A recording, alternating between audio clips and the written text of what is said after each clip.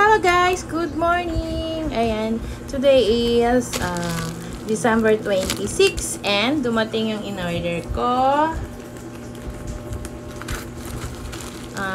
Check natin kung tama yung kulay kasi ang in-order ko is white. Yan, gagamitin ko to pag namalengke ako. Ayan siya, sakto lang yung laki. Akala ko talaga is super laki to, pero okay lang din. Sana nasunod yung kulay. Pero kung hindi man, it's okay. Importante dumating.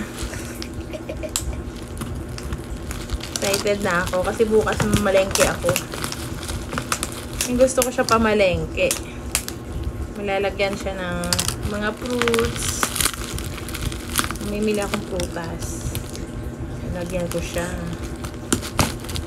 So, ang hirap niya. Anuhin, oh. Ayun siya. Ayun siya kalaki, oh. One. Marami ka ng bag mo. Dito yung anak ko sa tabi. Nakikiisyoso. Kala kung ano ito, eh. Nakaka-excite. Bag pamalengke. Grabe naman yung ano nito. Ang kapal. Ang kapal ng bubble wrap niya, tsaka ang dami niyang scotch tape. Tapos yung tawag. Ang kapal. Hindi naman kung paano ko ito tanggalin. Ayan siya. Wala! Nasunod yung gusto ko. Kulay!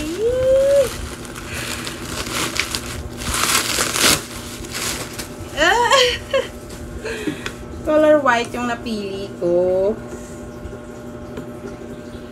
Para kita agad yung dumi. White yan, ah. Hindi siya totaling white. Parang siyang dirty white. Ganda siya. Ayan siya. Ito siya sa loob, oh. Kasya dito yung mga prutas.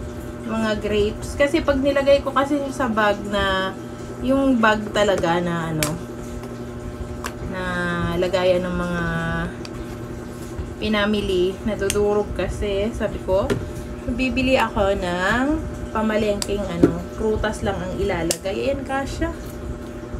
Malapad.